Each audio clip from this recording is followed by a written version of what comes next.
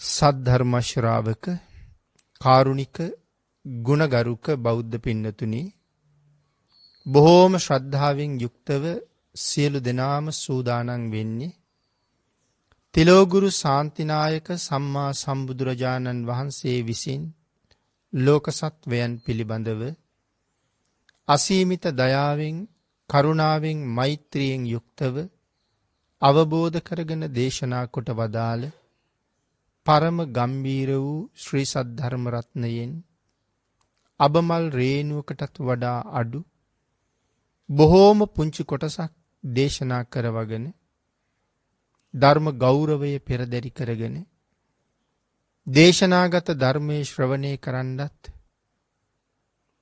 ධර්ම ශ්‍රවණය කිරීමෙන් ලැබෙන අවවාද අනුශාසනා ජීවිතයට එකතු කරගෙන මෙලව සුවපත් කරගෙන පරලොව සුගතිගාමී කරගෙන ප්‍රාර්ථනා කරන බෝධියෙන් සැප සහිත ප්‍රතිපදාවෙන් ඊ타ම ඉක්මන් භවයක උතුම් චතුරාර්ය සත්‍ය ධර්මය අවබෝධ කරලා සංසාරයෙන් එතර වීමේ පරමාර්ථයත් ඇතුවයි.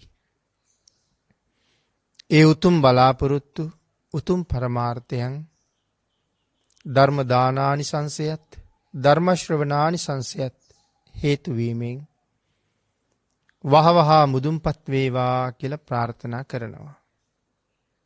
පින්නතුනි, අද ධර්මදේශනාවේ මාතෘකාව හැටියට මම යොදා ගන්න කල්පනා කළේ ධම්මපද පාළියේ යමක කියන වර්ගයේ සඳහන් වන භාග්‍යතුන් වහන්සේ දේශනා කොට වදාළ තවත් උතුම් ගාථා රත්නයක්. ඉද මෝදති පෙච්ච මෝදති කත පුඤ්ඤෝ උභයත්ත මෝදති සෝ මෝදති සෝ පමෝදති දිස්වා කම්ම විසුද්ධි මත්තනෝ. මේ ගාථා රත්නයේ සරල තේරුම තමයි පින්කල තැනැත්තා මෙලවත් සතුටු වෙනවා, පරලොව බොහෝසේ සතුටු වෙනවා. අපේ භාග්‍යතුන් වහන්සේ මේ ගාථා රත්නයේ දේශනා කොට වදාළේ බුද්ධ කාලේ ජීවත් වෙච්ච ධම්මික කියලා උපාසක මහත්මයෙක් මූලික කරගෙන. ඒ කාරණාව බොහොම කෙටියෙන් සිහිපත් කළොත් බුදුරජාණන් වහන්සේගේ කාලේ සවැත් නුවර ධම්මික කියලා උපාසක මහත්මයෙක් හිටියා. ඊටාම ධාර්මිකයි.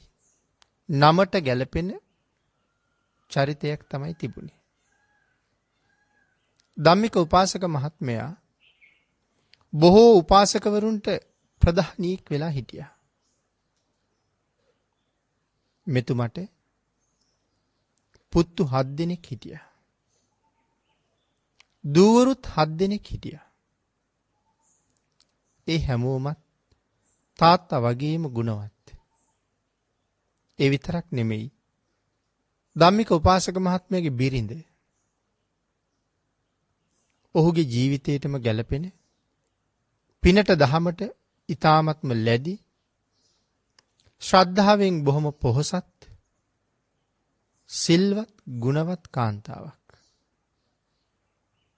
ධම්මික උපාසක මහත්මයා තමන්ගේ දුවදරුවන් බිරිඳ පෙරටු කරගෙන ලබාගත් මනුස්ස ජීවිතයෙන් බොහෝ ඵල නෙලා ගත්ත කෙනෙක්. තමන්ගේ ජීවිතයට හොඳ සාධාරණයක් කරමින් දරුවන්ගේ බිරිඳගේ ජීවිතයටත් මනා මඟ පෙන්වීමක් ලබා දුන්න හොඳ කල්යාණ මිත්‍රයෙක්, සත්පුරුෂ ස්වාමි පුරුෂයෙක්. පවුලේ අයට විතරක් නෙමෙයි ඇසුරු කරපු අයටත් එහෙමයි. මග නොමග කියලා දීලා ගුණවතුන් බවට පත් කරවන්න බොහෝම වෙහෙසිලා මහන්සි වෙලා කටයුතු කළා. මහා ධනයක් තිබිච්ච කෙනෙක් නෙමෙයි. හැබැයි ධනයට වඩා ඔහුගේ ගුණය විශාලයි. දන් දෙන්න, ගුණ පුරන්න හරීම කැමැති. කාලයාගේ ඇවෑමෙන් ධම්මික උපාසක මහත්මයා ජරා ජීර්ණ තත්වයට පත් වුණා. වයෝවෘද්ධ ජීවිතයේ කෙලවර මරණාසන්න වුණා. බොහෝම අසාධ්‍යයි. දරුවෝ කල්පනා කළා අවසාන මොහොතෙත් තාත්තගේ හිත බොහොම පහදී මහ සංඝයා දැක්කාම. තාත්තා බොහෝම සතුටුයි තුනුරුවන් දකින්න. කියන්නේ භාග්‍යතුන් වහන්සේ දකින්න. සංඝ රත්නය දකින්න බොහෝම කැමතියි. ඉතින් තාත්තගේ ඉල්ලීමත් එක්ක භික්ෂූන් වහන්සේලා වැඩමවගෙන ආවා. 12 නමක් විතර වැඩියා. උපාසක මහත්මයාගේ යහන වටේට භික්ෂූන් වහන්සේලාට අසුන් පනවලා තිබුණා. භික්ෂූන් වහන්සේලා ආසනවල වැඩ ඉඳගෙන ධම්මික උපාසක මහත්මයාට කතා කළා. හොඳට සිහි කල්පනාව තිබුණා. භික්ෂූන් වහන්සේලා අහනවා මේ වෙලාවේ කුමන දේශනාවක් අහන්න කැමතිද කියලා. ධම්මික උපාසක මහත්මයා කියනවා ස්වාමීනි සතිපට්ඨාන දේශනාව අහන්න මං කවදත් කැමතියි. සතිපට්ඨාන සූත්‍රයේම දේශනා කරනසේක්වා කියලා. භික්ෂුන් වහන්සේලා සූත්‍ර දේශනාව ආරම්භ කළා. පින්නතුනි මේ වෙලාවේ උපාසක මහත්මයාට ගති නිමිති පහළ වුණා. බොහොම පින් කරපු සිල් රැකපු කෙනෙක්. සුගතිගාමී උපතකට පාර පෑදිලා තියෙන්නේ. ඉතින් උපාසක මහත්තයා දකිනවා දිව්‍ය ලෝක 6ෙන්ම දෙවියෝ ඇවිල්ලා. ඒ දෙවියෝ මහා කලබලයක්. ඔවුන් කියා ගන්නවා අපි තමයි ධම්මික වරන් යන්නේ. අනිත් දෙවියෝ කියනවා නෑ අපේ දිව්‍ය ලෝකෙටයි එක්ක යන්නේ. තවත් කණ්ඩායමක් කියනවා ඔය දෙගොල්ලම නෙමෙයි. අපේ දෙව්ලොවට තමයි ධම්මික සුදුසු. මේ විදිහට දෙවියන් අතර කලබලයක්. ඉතින් ඔය අතරේ ධම්මික උපාසක මහත්මයා මේ කාරණාව දකිනවා. දැකලා ධම්මික උපාසක මහත්තයා අත ඔසවලා අතින් හස්ත සංඥාවක් කරනවා මදක් ඉවසන්න. මම බණ අහනවා. එන්න මේ දේශනාව ඉවර වෙනකන් ඉවසන්න කියලා. ඒ හස්ත සංඥාව දැකපු භික්ෂූන් වහන්සේලා කල්පනා කළේ ඒ පිරිත නවත්තන්න කිව්වා කියලා. සතිපට්ඨාන සූත්‍ර සජ්ජහායනාව නතර කරන්න කිව්වා කියලා තමයි හිතුවේ. ඒ නිසා ඔය අතරේ භික්ෂූන් වහන්සේලා දේශනාව නතර කළා. උන්වහන්සේලා නැගිටලා වැඩියා. ධම්මික උපාසක මහත්තයාගේ දරුවෝ මේ වෙලාවේ ටිකක් කලබල වුණා. අපේ තාත්තා බොහෝම පින් කරගත්ත සිල් ගුණ පුරාගත්ත කෙනෙක්. තාත්තා දැන් මරණාසන්නයි. දැන් තාත්තා මරණයට බයි පිරිත නවත්තන්න කිව්වා. ඒක මහා අපරාධයක්. මොකද්ද මේ වුනේ කියලා. දරුවෝ සියලු දෙනාම හඬමින් වැළපෙමින් තාත්තා ගාවට ලං වුණා. ඒ වෙලාවේ නැවත පියවි සිහියට ඇවිල්ලා ධම්මික උපාසක මහත්තයා අහනවා ඇයි යන්නන්නේ?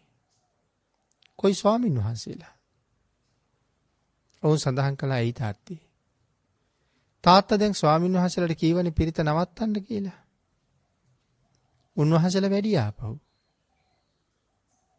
ඒ වෙලාවේ උපාසක තැන කියනවා පුතේ මං පිරිත නවත්තන්න කියලා කීවේ නෑ. මං හස්ත සංඥාවක් කළේ දෙවියන්ට. මදක් ඉවසන්න කියලා මම දෙවියන්ට තමයි අතින් කීවේ. මොකද පුතේ මම එක්ක යන්නේ දිව්‍ය ලෝකෙන් ඇවිල්ලා. ඉතින් මට බණ ටික අහන්න ඕන නිසා තමයි මං ඒ ඇයිට නවතින්න කීවේ. ඒ වුණාට පින්නතුනි දරුවෝ මේක පිළිගන්නේ නෑනේ. අද අපි අතර ඔහොම සිද්ධියක් වුණත් එහෙම්මමනේ. ඉතින් ඒ නිසා දරුවෝ කල්පනා කළා මේ තාත්තට අන්තිම මොහොතේ සිහිය මද වෙලාද? තාත්තා නිකන් දොඩවනවා වගේද කියලා. උපාසක මහත්තයා කියනවා නෑ. මට කිසිම සිහිමද බවක් නෑ. මං ඊ타මත්ම හොඳ සිහියෙන් ඉන්නේ. මරණ බයකුත් මට නෑ. මං බොහොම සතුටින් ඉන්නේ. මරණය ඕනම වෙලාවක මා සොයාගෙන ආපු ආවි. මට ඒක දුකට වේදනාවට කාරණාවක් නෙමෙයි. මගේ ජීවිතේ ඇති වෙන්න මං පින් කරගත්ත කෙනෙක්. ඒකාන්තයෙන් මං සුගතිගාමි වෙන කෙනෙක්. නමුත් මේ දෙවියෝ ඇවිල්ලා කියලා කීවට දරුවන්ට ඒක පිළිගන්න බැරි නිසා ධම්මික උපාසක මහත්මයා කියනවා එහෙනම් මට අරන් එන්නකෝ සමන් මල් මාලය. දෙවියෝ වැඩලා බව මම ඔබලට පෙන්වන්නම් කියලා. සමන් මල් මාලයක් ගෙනලා දුන්නාම ධම්මික උපාසක මහත්තයා දරුවන්ට කියන ওই මල් මාලේ විසි කරන්න අහසට කියලා. ළමයි ශක්ති ප්‍රමාණයෙන් මල් මාලේ ඉහළට විසික්කා. දැන් මේ මල් මාලේ අහසේ එල්ලෙනවා. රැඳුන තැනක් අල්ලගත්ත කෙනෙක් කවුරුවත් පේන්නේ. හිස් අහසේ මේක රැඳෙන්න තැනකුත් නැහැ. උපාසක මහත්මයා කියනවා මම යන දිව්‍ය ලෝකෙන් තමයි ওই මල් මාලේ අල්ලගෙන ඉන්නේ. දැන් විශ්වාසද කියලා දරුවන්ගෙන් ඇහුවා. මුලින් දරුවන්ගෙන් අහනවා දිව්‍ය ලෝක අතරේ සැපවත්ම දිව්‍ය තලයේ මොකද්ද කියලා. ඉතින් ඔවුන් සඳහන් කළා දිව්‍ය ලෝක අතරේ තුසිත භවන හරි උතුම් දෙව්ලොවක්. ඉතින් ඒ නිසා උපාසක මහත්මයාගේ හිත තුසිතේ තමයි පිහිටන්නේ. තුසිත දෙවියෝ තමයි මල් මාලේ අල්ලගෙන ඉන්නේ. දරුවන්ට කරුණ සඳහන් කරලා ධම්මික උපාසක මහත්මයා ඊටාම සිහියෙන් මෙලොවින් සමු අරගෙන නින්දෙන් ඇහැරුණා වගේ තුසිත භවනි පිහිටියා. ඉතින් මේ කාරණාව පදනම් කරගෙන තමයි බුදුරජාණන් වහන්සේ මේ ගාථා රත්නය දේශනා කරන්නේ. මොකද භික්ෂූන් වහන්සේලා දේශනාව මග නවත්වලා වැඩියනේ. ඉතින් කරුණු කාරණා අහපුවාම භික්ෂුන් වහන්සේලා භාග්‍යතුන් වහන්සේට සඳහන් කළා මෙහෙමයි ස්වාමීනි අපිට දේශනාව නවත්තන්න කිව්වා. ධම්මික උපාසක බොහොම පින් කරගත්ත කෙනෙක්. නමුත් අවසාන වෙලාවේ මරණයට බය වුණාද කියලා. ආන් මේ ප්‍රශ්නෙටත් උත්තර දෙමින් තමයි මේ ගාථා රත්නය දේශනා කොට වදාළේ. ඉද මෝදති පෙච්ච මෝදති කත පුඤ්ඤෝ උභයත්ත මෝදති සෝ මෝදති සෝ පමෝදති දිස්වා කම්ම විසුද්ධි මත්තනෝ. විනතේ අපි මෙහි ධර්මාර්ථය ටිකක් සාකච්ඡා කළොත් සූත්‍රයේ අදහස අපි බොහොම කෙටියෙන් මුලින් සිහිපත් කළා.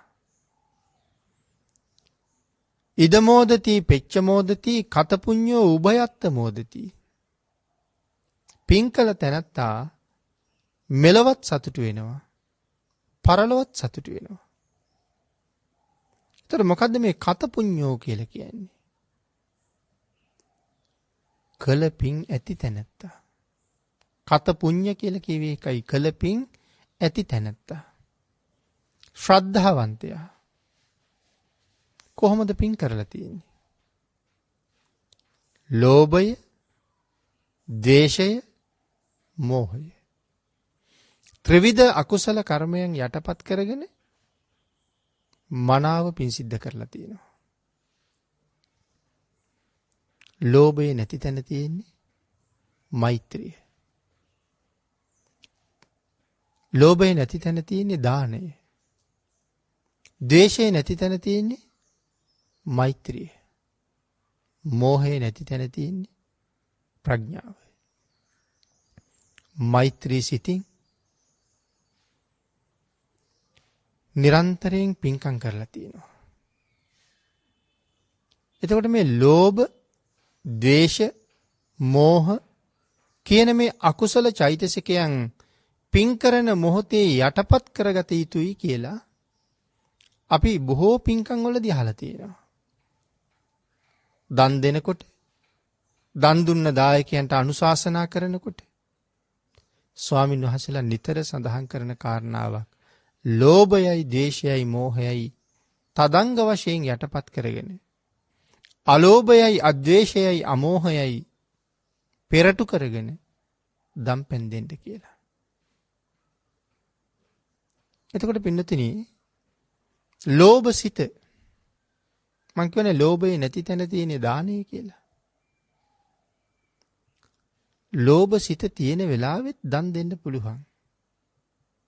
නමුත් එහෙම දෙන දාණයෙන් මහත්ඵල මහානිසංසදායක කුසල් ලැබෙන්නේ නැහැ. අත්හැරලා තමයි දෙන්න ඕනේ. ලෝභය තියෙනවා නම් තාම අත්හැරලා නැහැ. දෙන වස්තුව පිළිබඳව තියෙන ආසාව අත්හරින්න ඕනේ. මහ බෝසත්වරු අත්හැරියා වගේ සාමාන්‍ය අයට අත්හරින්න බෑනේ. සසර මහා පුණ්‍යවන්තයෝ අත්හැරියා වගේ අපිට අත්හරින්න බෑනේ. ඒ සංසාරේ දීර්ඝ කාලීනව ප්‍රගුණ කරපු අය. අපේ ශාසනයේ අමිත භෝගී සිටුවරු කියලා මහ සිටුවරු 5 දෙනෙක් හිටියා. අමිත භෝගී කියලා කියන්නේ තමන්ගේ තියෙන ධනස්කන්ධය කොපමණද කියලා ඔවුන්වත් දන්නේ නැති තරම් මහ ධනයක්. ඉතින් මේ මහ සිටුවරු හුඟක් දෙනා සියල්ල අත්හැරලා පැවිදි වුණා. ජෝතිය සිටුතුමා මොනතරම් ධනස්කන්ධයක් තිබුණ කෙනෙක්ද? දෙවියෝ විසින් තමයි මාලිගාව හදලා දුන්නේ. හිතන්න සසර කොච්චර පින් කරලාද කියලා. තනිකරම මැණික් වලින් මේ මාලිගාව හදලා තිබ්බේ. බිරිඳ උතුරු කුරු දිවයිනින් දෙවියෝ ගෙනල්ලා දීලා තිබ්බේ. ජීවිතේ කවදාවත් ඇය ගින්දර දැකලා නැහැ කියලා සිටුතුමා විසින්ම බිම්බිසාර රජුරවන්ට වරක් ප්‍රකාශ කරනවා. ජටිල සිටුතුමා ගේ පිටිපස්සේ රියන් 80ක් විතර උස රත්තරන් කන්දක් පැන නැගලා තිබුණේ. නමුත් සියල්ල අතහැරලා දරුවන්ට පවරලා ගිහිල්ලා පැවිදි වෙනවා. ජෝතිය සිටුතුමා සියල්ල අත්හැරලා පැවිදි වෙනවා. මහ රහතන් වහන්සේලා බවට පත් වෙනවා. අත්හැරීම. අල්ලා ගැනීමක් නැතුවම අත්හැරීම. අපිටත් දේශනා කරන්නේ ප්‍රගුණ කරන්න. ලෝභයේ සදහටම යටපත් කරලා දාන චේතනාවම ඉස්මතු කරගෙන සදහැසිතින් අත්හැරලම දන් දෙන්න කියලා. අල්ලාගත්ත සිතින් දන් දෙනවා කියලා කියන්නේ සමහර අයට දුන්නත් අත්හරින්න බැරි අය ඉන්නවා. දුන්නත් අහනවා කෝ අපි පූජා කරපු එක. කෝ අපි ගෙනල්ලා දුන්න දේවල්. මේක මම පූජා කරපු එක. ඕක පූජා කළේ අපිනේ. ඔය වාගේ කතා කරන අය ඕන තරම් ඉන්නවා. සමහර වෙලාවට ගහිත චිත්ත අල්ලා ගත්ත සිතින් දන් දෙනවා. ඒකට කියන්නේ ගහිත චිත්තයෙන් දන් දෙනවා කියලා. ඉතින් මහත්ඵල මහානිසංස නැහැ. ඊළඟට පින්නතුනි මේ ශාසනයේ මනාව පැහැදිලි කරලා තියෙනවා මේ ස්වභාව ධර්මයේ න්‍යායක් තියෙනවා. අත්හරින්න ලැබෙනවා. ඒක මේ ස්වභාව ධර්මයේ හැටි. අත්හරින්න ලැබෙනවා. හැබැයි දේශනාවේ සඳහන් කරනවා ලබන්න හිතාගෙන අත්හරින්න එපා කියලා. ඒ කියන්නේ අත්හරින්න ලැබෙනවා කියලා කියන්නේ බොහොම ශ්‍රද්ධාවෙන් දන් දෙන කෙනාට දෙන්න ලැබෙනවා. පින්කමක් කරන්න හිතුනහම දානයක් දෙන්න හිතුනහම කොහෙන් හෝ ඒ කාරණාවට අවශ්‍ය දේවල් ටික සම්පාදනය වෙනවා. අන් ඒකයි සඳහන් කළේ මේ දෙන්න ලැබෙනවා. ඉතින් මෙලවදී එහෙම ලැබෙනවා. පරලෝදී ලැබෙන ප්‍රමාණයන් මෙච්චරයි කියලා කියන්න බැරි තරම්. නමුත් ඊටාම පැහැදිලිව දේශනා කළා. නමුත් දෙන්න ලැබෙනවා නම් ලැබීමේ චේතනාව තියාගෙන දෙන්න එපා කියලා. අත්හැරලා දෙන්න. ලැබීමේ චේතනාව තියාගෙන දෙනවනම් ලැබෙන්නේ නැහැ. මොකද අත්හැරලා නැහැ. ඒතකොට ලෝභය ගැන කතා කරනකොට බොහෝ දේවල් කතා කරන්න පුළුවන්. සමහර අය දිය යුතු නිසා දෙනවා. පිනතරේ නොදීම ඉන්න එක වටිනවා. දිය යුතු නිසා දෙන්න ගියත් වියදම් වෙනවනේ. සමාජයෙන් එන අවමානයට බය දෙනවා. අපකීර්තියට බය දෙනවා. එහෙම නැත්නම් සමහර අය නම් ওই දේවාල වලින් වාගේ තැන් වලින් කියපු නිසා දෙනවා. ඉතින් එහෙම අවස්ථා සමාජයේ බොහෝම හම්බ වෙනවා. අම්මා තාත්තා වෙනුවෙන් උනත් පින්කමක් කරලා පින් අනුමෝදන් කරන්න කටයුතු කරන සමහර අය සමාජයෙන් අවමානයක් අපවාදයක් නැගෙන්න පුළුවන් අහවලාගේ 3 මාසේ දානි 7 දවසේ දානිවත් දුන්නේ නැහනේ කියලා. අන් එහෙම වෙයි කියලා තියෙන බයට දෙනවා. නමුත් මේ ශ්‍රද්ධාවෙන් පින්පල අදහාගෙන දෙනව නෙමෙයි. ඉතින් ඒවත් ගහිත චිත්ත. ඉතින් ඒ නිසා ලෝභය යටපත් කරගෙන දන් දෙන්න කියලා සඳහන් කළේ අපි හැබැවින්ම ලෝභ සහගත අය. අපි තාම ලෝභය නැති කරපු අය නෙමෙයිනේ. ලෝභ සහගතයි. නමුත් මේ දෙන වෙලාවේ ඒ අත්හරින වස්තුව පිළිබඳව තියෙන ලෝභකම නැති කරගන්න කියනවා. ඒ දෙන වස්තුව පිළිබඳව ලෝභකම නැති කරගෙන දෙන්න කියලා සඳහන් කරන්නේ. මොකද ඒක මහත්ඵල මහානිසංසදායක කුසල් ලබන්න හේතු වෙනවා. අර ඒක සාටක බ්‍රාහ්මණතුමා තමන්ගේ වස්ත්‍රය පූජා කරන්න තීරණය කළා දෙපාරක්. ධර්ම ශ්‍රවණය කළා ප්‍රථම යාමයේ ඉක්ම යනකොටත් උතුරු සළුවවත් පූජා කරන්න හිතුවා. ඒ වෙන දෙන්න දෙයක් නැහැ. මේක පූජා කරනවා කියලා හිතුවේ. ලෝභසිත ඇවිල්ලා මේක පූජා කරාම බැමිණි කොහොමද එළියට යන්නේ? දෙන්නටම තිබේක වස්ත්‍රයයිනේ. බමුණ ගමන් යනකොට බැමිණි ගෙදර යනකොට බමුණ ගෙදර. උතුරු සළුව එකයි තියෙන්නේ. ඉතින් ඇය කොහොමද මගට බහින්නේ කියන කාරණාව හිතලා ප්‍රථම යාමේ පූජාව කළේ නෑ. දෙවනි යාමෙත් එහෙමම තමයි. උතුරු සළුව අරන් නමලා තියාගෙන ඉන්නේ පූජා කරන්න.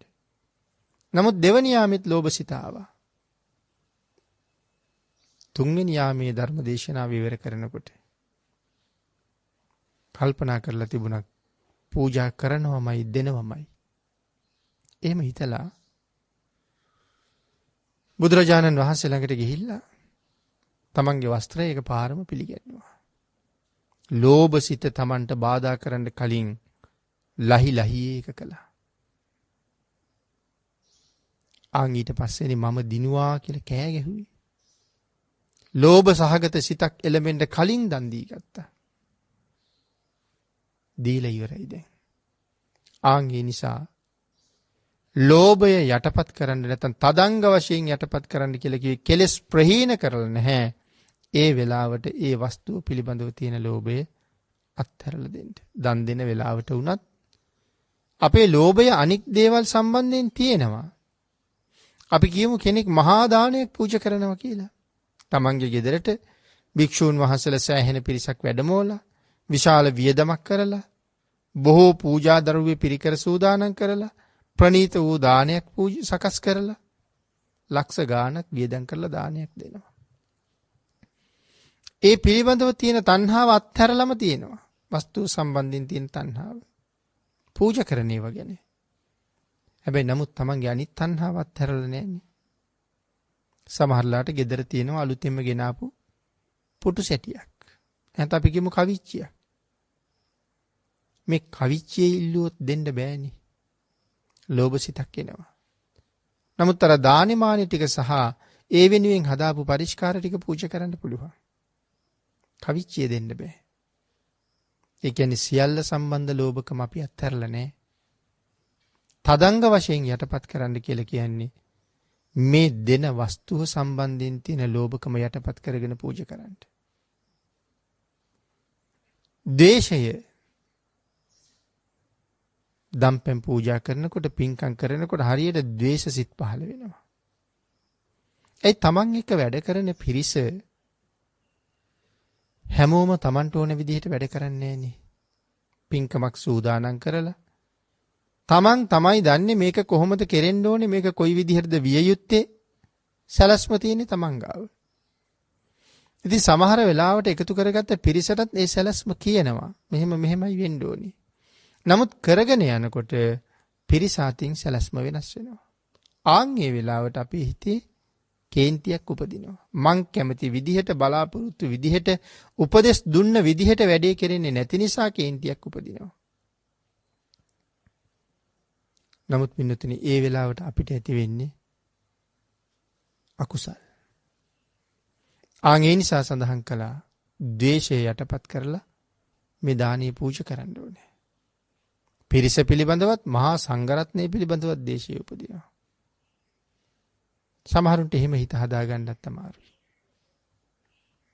තමන් බලාපොරොත්තු වෙන සංඝයා වඩින්නේ නැහැ කියලා දැක්කොත් බලාපොරොත්තුෙන් හිටිය අහවල් ස්වාමීන් වහන්සේලා වඩී කියලා උන්වහන්සේලා නැත්තම් උන්වහන්සේලාට කරලා තියෙන අපෝපකාරත් එක්ක ද්වේෂයක් උපදින්න පුළුවන්. මම මෙච්චර කරලත් මෙච්චර කියලත් ආවේ නෑනේ, වැඩියේ නෑනේ කියලා. තවත් කාරණාවක් තමයි පින්නතුනි, අපේ දසවස්තුක සම්මාදිට්ඨිය සඳහන් කළානේ මහා පූජාවේ විපාක ඇත. දැන් බොහෝ දෙනා දොස් කියනවනේ මහා පූජාවල් කරන්න ඕනේ නෑ කියලා. මල් ටිකක් පූජා කළාට කමක් නෑ. මල් ලක්ෂ ගණන් පූජා කරන්නේ මොකටද? පහනක් දෙකක් පත්තු කළාට කමක් නෑ. තෙල් නහත්ති කර කර පාන් දාස් ගණන්, පාන් ලක්ෂ ගණන් මොකටද පූජා කරන්නේ? මල් ගොඩවල් ගෙනහිල්ලා විහාරස්ථාන අපිරිසිදු කරලා කහල් ගොඩවල් ගොඩ ගහලා එනවා කියලා බයිනවා. ඉතින් මේ වාගේ මේ ලොකු පූජාවල් වලට දොස් කියන විවේචනය කරන අකමැති පිරිස ඉන්නවා. නමුත් බුදුරජාණන් වහන්සේ දේශනා කළා මහා පූජාවේ විශේෂ විපාකයක් තියෙනවා කියලා. ඒ කාරණා කීපයක් තියෙනවා. මලක් දෙකක් පූජා කරන්න අපිට සාමාන්‍යයෙන් ඕනෑම වෙලාවක පුළුවන්. වැඩට යන ගමන් සමහර වෙලාවට පාරායිනේ තියෙන බුදු කුටියක් ගාව නතර වෙලා මල් කීපයක් කඩාගෙන ගිහලා පූජා කරන්න පුළුවන්. ලොකු අත්හැරීමක් නෑ පින්නතුනි එතන. නමුත් හිතන්නකෝ මල් 1000ක් ලක්ෂයක් පූජා කරන්න හිතුවා කියලා. කොච්චර අත්හැරීමක් කරන්න ඕනේද? එදිනෙදා තමන්ගේ ලෞකික කටයුතු සඳහා යොදන කාලයත් හරින්න ඕනේ. රැකියාවකට යන කෙනෙක් රැකියාවේ නිමාඩුවක් ගන්න සිද්ධ වෙනවා. එදා දවස් අත්හරින්න සිද්ධ වෙනවා.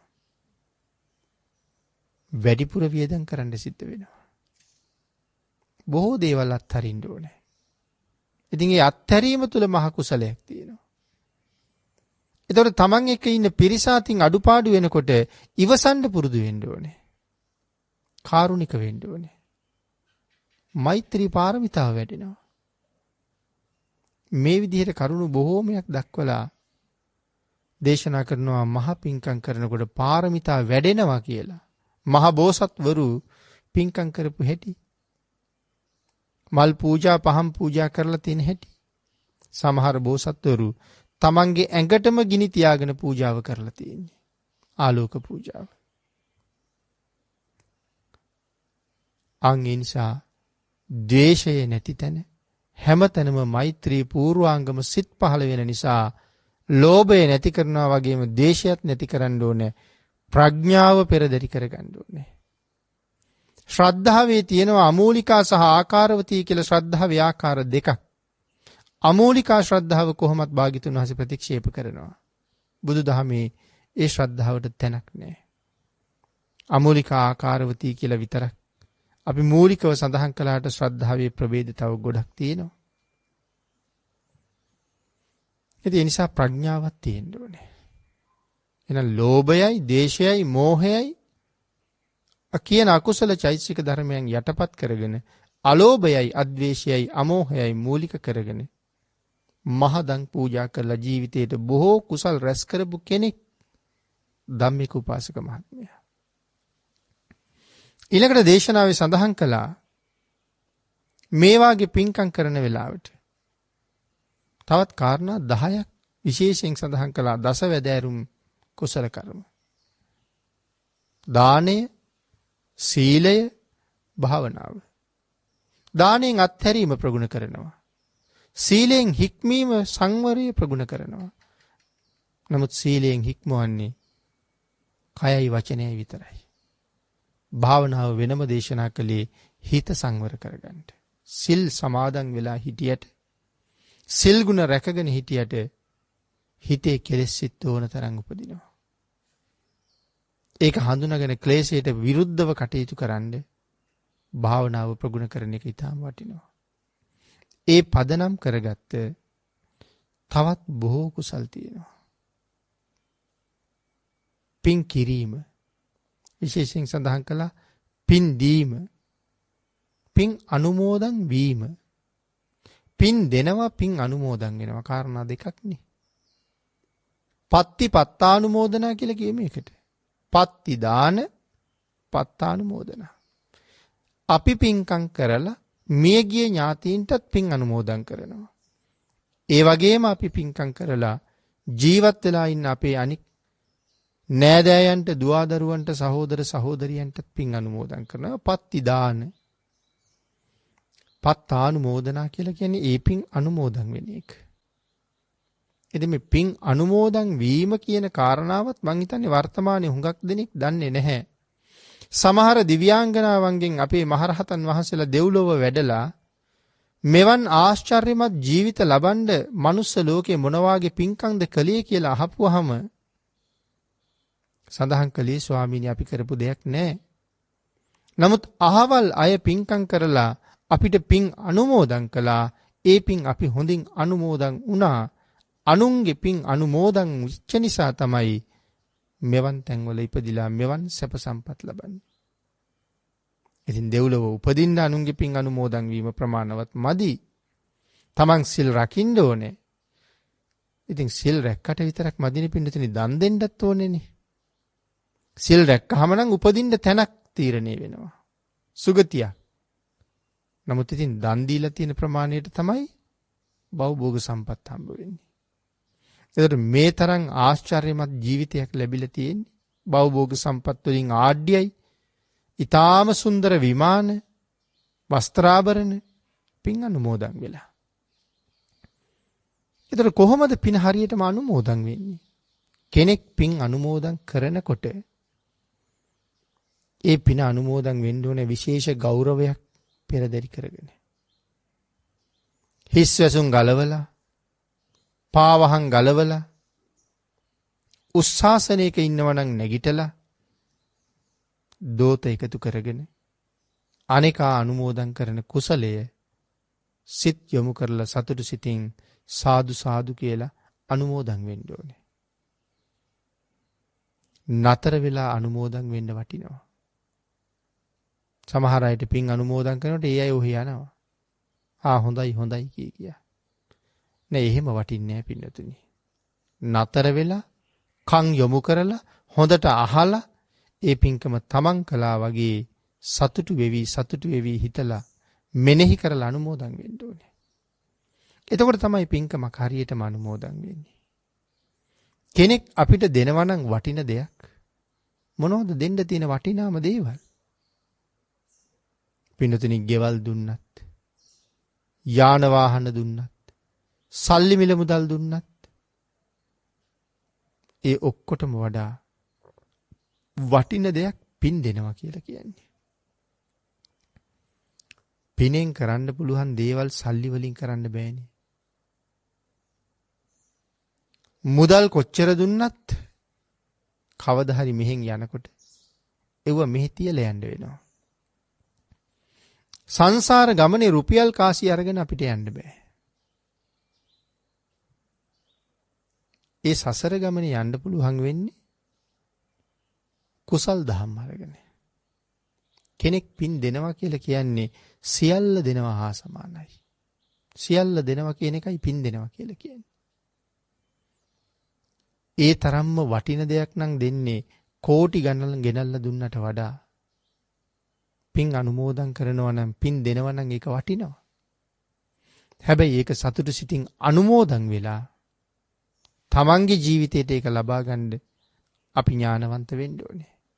පත්තිපත්තානුමෝදන, වතාවත් කිරීම, පිදිය යුත්තන් පිදීම, මේ ශාසනය උගන්වා වදාළ උදාර පින්කම්. ඒ විතරක් නෙමෙයි පින්නතුනි සඳහන් කළා බණ කීම, බණ ඇසීම, සම්‍යක් දෘෂ්ටිය. මේ කුසල කර්මයන් ජීවිතේ සම්පූර්ණ කරගන්නව නම් සාංශාරික ගමන බොහොම සතුටින් නිමා කරන්න පුළුවන්. මෙලව අත්හැරලා යනකොටත් සතුටින්ම මෙලවින් යන්න පුළුවන්. මේ ටික සම්පූර්ණ කරලා නම් ඒ මුලින් සඳහන් කළා සැක නෑ සුගතියක උපදිනවා කියලා. කෙනෙකුගේ ජීවිතේ මේ පුණ්‍ය ක්‍රියාවන් සම්පූර්ණ කරගන්නම වටිනවා. ඒකයි දේශනා කරලා තියෙන්නේ. කත පුඤ්ඤෝ කල පිං ඇති බව හිතන හැම මොහොතකම සතුටුයි. පින්කම් පිළිබඳව මෙනෙහි කර කර පුණ්‍යවන්තයෝ සතුටු වෙනවා. ඊළඟට සඳහන් කළා උභයත්ත මෝදති. මේ පින අපේ මෙලවත් සුවපත් කරනවා. ඒ විතරක් නෙමෙයි පරලොවත් සුවපත් කරනවා. මෙලව මහා සතුටක් තියෙනවා. මං ගොඩක් පින් කරගත්ත කෙනෙක්.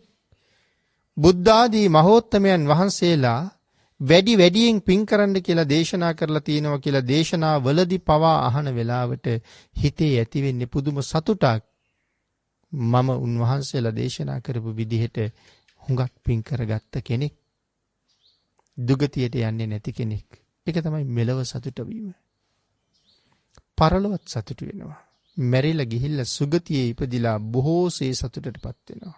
උභයත්ත මෝදති. කම්මං විසුද්ධින් එහෙම නැත්නම් මෙතන සඳහන් කළා දිස්වා කම්ම විසුද්ධි මත්තනෝ. විසුද්ධින් අත්තනෝ කියන එක. මොකද්ද මේ සඳහන් කළේ? කළ පිරිසිදු කර්මය සිත පිරිසිදුව කරගත්තා. කය පිරිසිදුයි, වචනයත් පිරිසිදුයි. කායික ක්‍රියා ඊටාම හොඳයි. වාචසික ක්‍රියා ඊටාම හොඳයි. මානසික ක්‍රියාත් එහෙමමයි. සිතවිලි ටිකක් පිරිසිදුයි. ලෝභ ද්වේෂ මෝහ අයින් කරලා නැත්නම් රාග ද්වේෂ මෝහ අයින් කරලා අලෝභ ද්වේෂ අමෝහ උපදවලා නැත්නම් දානයයි මෛත්‍රියයි ප්‍රඥාවයි මූලික කරගෙන බොහෝසේ පින්කම් කරලා තියෙනවා. ඒ හැම පින්කමක්ම විසුද්ධ බවට පත් වෙනවා. ඊටාම පිරිසිදුයි. කායික ක්‍රියා හොඳයි කියලා කියන්නේ වැරදි ක්‍රියාවක් ඇත්තෙම නෑ. වාචික ක්‍රියා කියලා කියන්නේ පින්කම තුල වචනයෙන් කිසිම අකුසලයක් කරලා නෑ. කාටවත් සැර කරලා බැනලා පරුස වචන කියලා හිස් වචන දොඩලා මොකවත් නෑ. ධාර්මිකව උපයාස අපයාගත්ත වස්තුවක් දාන විශේෂ හිතියලා තියෙනවා. කායික ක්‍රියා පිරිසිදුයි ඒ තුලින්. හොරමෙන් මරකම් කරලා මංකොල්ල කාලා ප්‍රාණඝාත කරලා රාරක් විකුණලා උපයාගත්ත වස්තුවක් නෙමෙයි පිරිසිදු වස්තුවක්. එනම් එවන් දානය එවන් වස්තුන්ගෙන් දෙන දානය මනාව පිරිසිදු නිසා විසුද්ධි කියලා මෙතන සඳහන් කරනවා.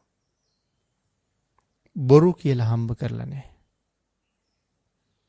වංචා කරලා හම්බ කරලා නැහැ. කේලම් කියලා සිත් දිනාගෙන උපේලා නැහැ. වචනේනුත් පිරිසිදුයි. හිතිනුත් පිරිසිදුයි. විසුද්ධියක්. සුද්ධ භාවයට පත් වෙනවා ඒ පින්කම. මහත්ඵලයි මහානිසංසදායකයි. පමෝදති කියලා සඳහන් කළා මෙලවත් සතුටු වෙනවා පරලොවත් සතුටු වෙනවා. පමෝදති. එතකොට විශේෂයෙන් සඳහන් කළා බොහෝසේ ඇති වෙන උසස් සතුට පමෝද කියලා කියන ප්‍රමෝදය කියන එක තමයි මේ පමෝද කියලා සඳහන් කරන්නේ. මොකද්ද මේ උසස් සතුට? මුලින් මතක් කළා වගේම ලබාගත් තමන්ගේ ශ්‍රේෂ්ඨ මනුස්ස ජීවිතේට මේ ලෝකය තුලදී කළගත යුතු හොඳම සාධාරණේ කරගෙන තියෙනවා. තමන් වෙනුවෙන් කරගත යුතු යුතුයකමක් තියෙනවා නම් ඒ යුතුයකම් ටික සම්පූර්ණ කරගෙන තියෙනවා. අනුන්ටත් යුතුයකම් කළා. තමන්ගේ යුතුයකම් ටිකත් කරගෙන තියෙනවා. අද කාලේ හුඟක් දෙනාට අමතක වෙච්ච දෙයක්. අනුන් වෙනුවෙන් කරන්න තියෙන යුතුයකම් කරනවා. බිරිඳ වෙනුවෙන් බොහෝ යුතුයකම් කරනවා. ඒ සතුටු කරන්න බොහෝ දේවල් කරනවා. දරුවෝ වෙනුවෙන් මේවා මං කළ යුතු දේවල් නේ කියා දිවාරය දෙකේ මහන්සි වෙනවා. අන්තිමට එහෙම මහන්සි වෙලා එහෙම දුවලා එහෙම වෙහෙසිලා තමන් ලෙඩ වෙලා එක්තැන් වුණාම මෙතෙක් තමන්ට කියලා කරගත්ත කිසිම දෙයක් නැහැ. දරුවෝ වෙනුවෙන් බිරිඳ වෙනුවෙන් පංච දුෂ්චරිතයම කරලා තියෙනවා. සිතින් කයින් වචනයෙන් බොහෝ වැරදි කරලා තියෙනවා. දස අකුසල්ම කරලා තියෙනවා. සුළු කාලයකට මේ බැඳීමක් ඇති කරගෙන ඒ බැඳීම් සනසවන්න ඕන නිසා. විවාහයක් කියන්නේ බැඳීමක්. දරුමල්ලු කියලා කියන්නේ බැඳීමක්. ඉඩකඩම් දීපල යාන වාහන කියලා කියන්නේ බැඳීම්ම තමයි. එතකොට මේ බැඳීම් තුලින් තමන් අගාධයකට වැටිලා තියෙනවා. මොකද අන්‍යයන් සන්තරපණය කරන්න සතුටු කරවන්න පිනවන්න තමන් බොහෝ අකුසල් ගොඩක් කරලා තියෙනවා. අනුන්ගේ යුතුයකම් ටික නම් හොඳටම කෙරිලා තමන්ගේ යුතුයකම් මොකවත් කෙරිලා නැහැ. කොයි තරම් අවාසනාවන්තද? අපි උපයලා සපයලා දුන්න දේවල් වලින් තව බොහෝ කාලයක් ඒ අය සැපසේ ජීවත් වෙයි. ඔවුන් සැප විඳින්මින් ජීවත් වෙන අතරේ මැරිලා ගිහිල්ලා අපි දුගතියේ බොහෝසේ දුක් විඳිනවා. ඒක නිසා පින්නතුනි හැමෝම තමන්ගෙන්ම ප්‍රශ්න කරලා බලන්න ඕනේ මම වෙනුවෙන් මොනවද කරගෙන තියෙන්නේ? මම වෙනුවෙන් යුතුයකම් සම්පූර්ණ කරගෙන තියෙනවද? මොනවද මට කරලා තියෙන්නේ? කෝ මට ගෙනියන්න දෙයක්? කෝ මට මග වියදම්? අන්තිමට බලහම ඒ එකක්වත් නැත්තම් බොහෝම කනගාටුවෙන් තමයි මැරෙන්න සිද්ධ වෙන්නේ. ආන් ඒක නිසා අනුන් වෙනුවෙන් යුතුයකම් සම්පූර්ණ කරන ගමන් තමන් වෙනුවෙනුත් යුතුයකම් සම්පූර්ණ කරගන්න වෙනවා. ජරාවට පත් වෙලා ව්‍යාධියට ලක් වෙලා අන්ත අසරණ වෙලා මරණ මංචකේ වැතිරිලා ඉන්න වෙලාවට අපිට පිහිටට තියෙන එච්චරමයි පින්නතුනි. රැකගත්ත සීලය, කරගත්ත පින්කම් මෙනෙහි කර කර සතුටු වෙන්න පුළුවන්කමක් තියෙන්න ඕනේ. ආන් එවන් පුජ්‍යලයාගේ මරණ මොහොත බොහොම නිර්භය එකක්. සුගතියක උපදින බව ඒකාන්තයෙන් Taman දන්න නිසා. එතකොට ධම්මික උපාසක මහත්මයා තමන්ගේ ජීවිත කාලය තුල බොහෝ කුසල් රැස් කරගත්තා. අඹදරුව වෙනුවෙන් කළ යුතු යුතුයකම් ටිකක් කළා. ඇසුරු නිසුරු කරපු අය වෙනුවෙන් කළ යුතු යුතුයකම් ටිකක් කළා. සම්මා සම්බුද්ධ ශාසනය මුණ ගැහිලා තියෙන වෙලාවේ තමන්ට මහා ධනයක් නැතත් ධනයෙන් පොහොසත් නුනත් ගුණයෙන් පොහොසත් උතුමෙක් බවට පත් වුණා. ආන් ඒක නිසා මෙලව බොහොම සතුටින් කටයුතු කළා. ධනය හිග වුණත් සතුට තිබ්බා. සතුට නැමැති ධනය ඔහුව සන්තරපණය කරලා තිබුණා. එහෙනම් මෙලව සතුටු වුණා. දැන් පරලොවත් සතුටු වෙන්නයි ගති නිමිති පහළ වෙලා. දෙව්ලොව උපදින බව තමන්ම දැනගෙන දරුවන්ටත් ඒ බව කියලා දීලා සිහිය ප්‍රඥාව පෙරටු කරගෙන ධම්මික උපාසක මහත්මයා මෙලොව අතහැරලා තුෂිත භවනි උප්පත්තිය ලැබලා නිමක් නැති උතුම් දිව්‍යමය සම්පත් භුක්ති විඳිනවා. එතකොට ඒ උපාසක මහත්මයාට විතරද එතනට යන්න පුළුවන්. බුද්ධාන්තරයක සම්මාදිට්ඨිකව ලබාගත් ශ්‍රේෂ්ඨ මනුස්ස ජීවිතයක් අපිටත් තියෙන වෙලාවේ. ඇයි එවන් චරිතයක් තමන් තුලින් පොහොසත් කරන්න, තමන් තුලින් විද්‍යමාන කරගන්න කටයුතු කළොත් එදාට නේද අපි අපට සාධාරණයක් කරගත්ත කියලා කියන්නේ. ආන් ඒ නිසා පින්නතුනි, මරණය කියන ධර්මතාවය අපි හොයාගෙන කොයි වෙලාවෙ එයිද කියලා දන්නේ නැහැ. දේශනාවේ සඳහන් කරන්නේ හැකි හැම වෙලාවෙම තමන් වෙනුවෙන් කුසල් කරන්න. එතකොට කෙනෙක් හිතන්න පුළුවන් එහෙම වෙලාවක් තිබුණේ නෑනේ ජීවිතේ කියලා. වෙලාවක් හදා ගන්න ඕනේ පින්නතුනි. වෙලාවක් එන්නේ නෑ. වෙලාවක් හදා ගන්න ඕනේ. අපි නිකරුණේ නාස්ති කරන කාලය කොච්චරද කියලා දවසකට හිතලා බලන්න. ඒ නිකරුණේ නාස්ති වෙන කාලය අපි යොදාගත්තා නම් පිනක් දහමක් කරගන්න. අපිට නිකම්ම කාලය ඇවිල්ලානේ. අතීතයේ පැය 24යි තිබුණේ. අදත් තියෙන්නේ ඒ පැය 24ම තමයි. සමහරලාට අපට වඩා අතීතයේ අයට හුඟක් වැඩ තිබුණා. නමුත් ඒ අය තමන් වෙනුවෙන් කරගත යුතු කාර්යයත් හරියටම කරගත්තා. ඔබත් උත්සාහ කරන්න. වෙලාව හදාගන්න, තමන් වෙනුවෙන් යුතුයකම් සම්පූර්ණ කරගන්න. ධනය, දරුමල්ලු, ස්වාමි භාර්යාවෝ හිටපු තැන්වලම ඉන්නවා. අපි විතරක් ඔවුන් ඔක්කොම අත්හැරලා මෙලවින් දවසක පිටත් වෙලා යනවා. නමුත් අර ධනයවත් මේ දරුමල්ලුවත් තනියට එක්ක යන්න බෑ. ඒ සියල්ල ලෝකයට බාර කරලා අපිට යනකොට ගෙනියන්න තියෙන්නේ අපි කරගත්ත කුසල් දහම් විතරයි. ආන් ඒ නිසා ඔබේ ජීවිතයේ නැවත නැවත ආවර්ජනය කර කර කෝ මගේ ප්‍රමාණය මං කොයිතරම් කුසලයේ තුල නිරත වෙලාද, කුසලයෙන් පෝෂණය වෙලාද, සතුටු වෙන්න පුළුවන් ජීවිතයක් මා තුල තියෙනවද, මරණයට මුහුණ දෙන්න මට සතුටින් හැකියාවක් තියෙනවද? ජීවත් වෙනවා කියලා කියන්නේ මැරෙන්න ලෑස්ති වෙන එකට. දැන් ඔබෙන් අහලා බලන්න, ඔබ මැරෙන්න ලෑස්තිද? ඔව් කියන උත්තරේ ලැබෙනවා නම් ඔබට සාධාරණයක් කරපු කෙනෙක්. හැබැයි ඔව් කියලා කියන්න පුළුවන් සසර පිළිබඳව දන්නේ නැති කෙනෙකුටත්. සසර පිළිබඳව දන්න කෙනෙකුට මම සූදානම් කියලා කියන්න බොහොම අමාරුයි.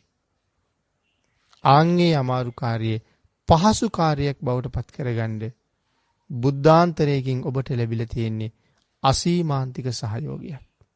එයින් ප්‍රයෝජන අරගෙන ශක්ති ප්‍රමාණයෙන් මහා කුසල් දහම් ජීවිතයට එකතු කරගන්න.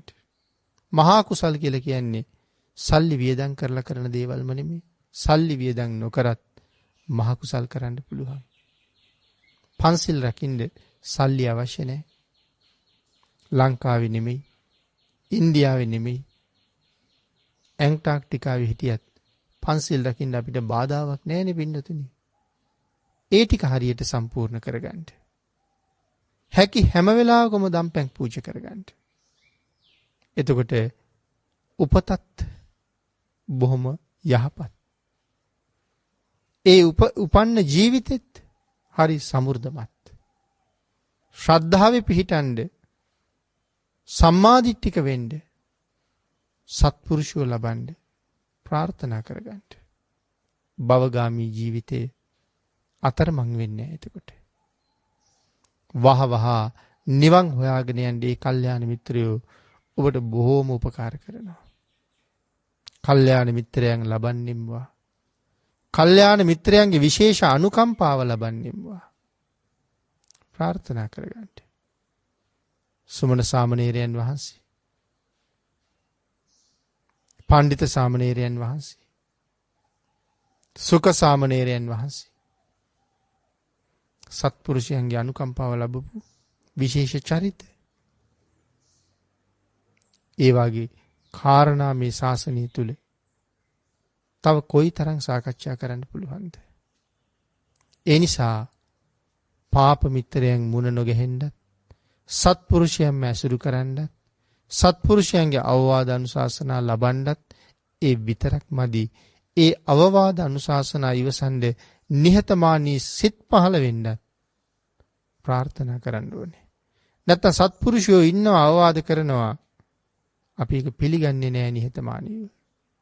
අවවාදයට කැමති වෙනවා. ඒ නිසා මේ සසර ගමනේ බොහොම අවබෝධයෙන්ම යා යුතු ගමනක්. ඒ අවබෝධය ඔබ තුලත් ප්‍රගුණ කරගෙන,